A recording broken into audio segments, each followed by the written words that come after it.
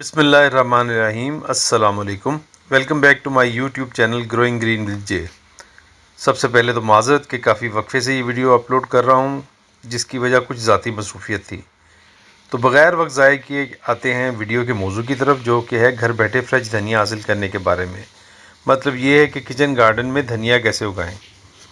اس میں میں آج آپ کے ساتھ بیج لگانے کے ساتھ ساتھ دھنیا تیار ہونے تک کی تمام ڈیٹیل شیئر کرنے جا رہا ہوں۔ سب سے پہلے فریش پاٹنگ سوائل یعنی گملے کے لیے تازہ مٹی تیار کر رہا ہوں۔ یہ وہی پاٹنگ سوائل ہے جس کو میرے ویورز نے بہت پسند کیا اور میرا حوصلہ بڑھایا۔ میں اس کا لنک ڈسکرپشن باکس میں ڈال رہا ہوں۔ اس کے ساتھ ہی یہ اوپر رائٹ کارنر پر بھی اس کا لنک پاپ اپ کر رہا ہوگا۔ اگر آپ نے اب تک وہ ویڈیو نہیں دیکھی تو ضرور دیکھیں۔ اس کے ساتھ ہی گملے فل کرنے کی ویڈیو کا لنک بھی میں ساتھ شیئر کر دوں گا، تاکہ کام شروع کرنے میں کوئی مسئلہ نہ ہو۔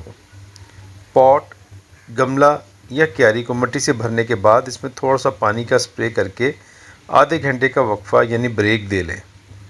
تھوڑی نم یعنی گیلی مٹی میں بیج کی اچھی گروتھ ہوتی ہے۔ بارش کے موسم میں ایسا نہ کریں، کیونکہ ان دنوں پہلے ہی کافی نمی یا ہیومیڈیٹی ہوتی ہے۔ اب بیج کے لیے چاہے تو سیڈ شاپ سے بیج لے لیں، یا گھر کے کچن سے بھی آپ ادھار لے سکتے ہیں۔ اچھی کاشت کے بعد اسے منافع کے ساتھ، آپ پروفٹ کے ساتھ واپس کر دیجیے گا۔ بازار سے بیج توڑ کر ہی پیک کیے جاتے ہیں، جبکہ گھر سے لیے گئے دانوں کو دونوں ہاتھوں سے آپ مسل کر دو حصوں میں توڑ سکتے ہیں۔ اس کے علاوہ آپ باریک یعنی دیسی دھنیے کے بیج کو اگانے کے لیے منتخب کریں، اس کا اچھا رزلٹ ملتا ہے۔ سچی بات تو یہ ہے کہ موٹے دھنیے کے دانوں کو میں نے ابھی تک ٹرائی بھی نہیں کیا۔ آپ میں سے کسی نے کیا ہو تو میرے ساتھ اپنا ایکسپیرینس ضرور شیئر کریں، دوسروں کا بھی بھلا ہوگا۔ بیج ڈال کر میں نے اوپر کوکو پیٹ کی ایک باریک تہہ کو ڈسٹ کر دیا ہے، اور ساتھ ہی اس تیار مٹی کو بھی بیج کور کرنے کے لیے ایک باریک سی لیئر کی صورت میں لگا دیا ہے۔ اگلا اہم کام ہے اسے پانی دینے کا۔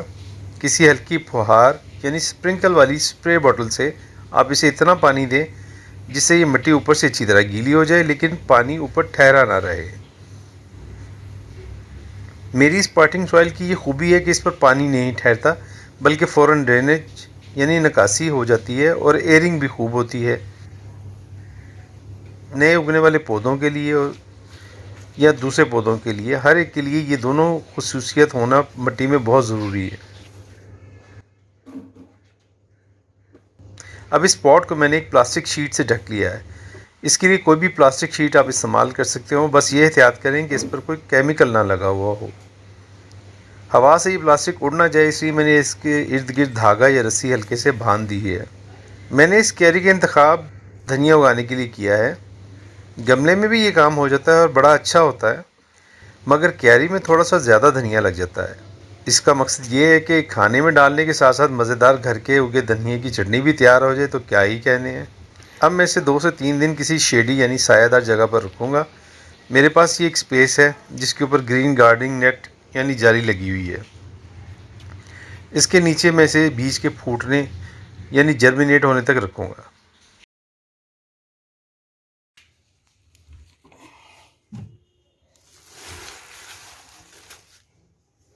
لیجیے بیج پھوٹنا شروع ہو گئے۔ اب میں اسے 1 دن بعد ایسی جگہ رکھ دوں گا جہاں دن میں 1 سے 2 گھنٹے ان پودوں کو سورج کی دھوپ مل سکے۔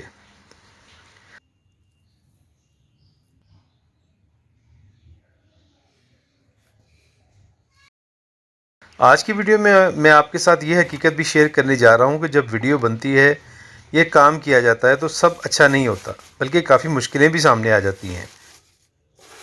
جیسے کہ میری فصل کو میں نے جب احتیاطاً 2 دن پانی نہیں دیا کیونکہ سردی ہے، تو کل رات اس اسپاٹ پر بلی بیٹھ گئی اور اس کو بالکل خراب کر گئی۔ تو اس قسم کی مشکلیں آتی ہی رہتی ہیں، اور یہ سب زندگی کا حصہ ہے۔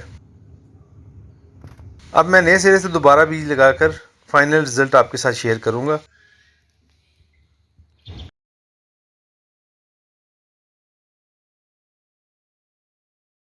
اور یہ میری دوسری محنت ہے جو کہ اس مرحلے تک پہنچ چکی ہے جہاں پر پہلے فصل میری خراب ہوئی تھی۔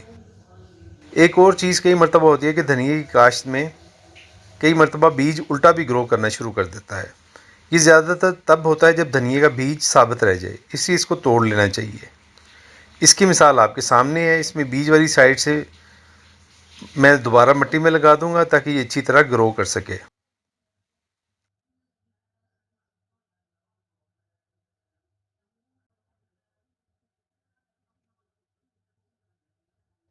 آخر کار میری محنت رنگ لے آئی اور یہ لش گرین، تر و تازہ اور خوشبودار گھر پر لگا دھنیا تیار ہے۔ آپ بھی اسے ضرور ٹرائی کریں، انشاءاللہ آپ کی محنت بھی رنگ لائے گی۔ آج کی ویڈیو کے لیے بس اتنا ہی، ملیں گے دوبارہ نئے موضوع کے ساتھ نئی ویڈیو میں۔ تب تک کے لیے اجازت، دعاؤں میں یاد رکھیں اور دعائیں سمیٹیں۔ اللہ حافظ۔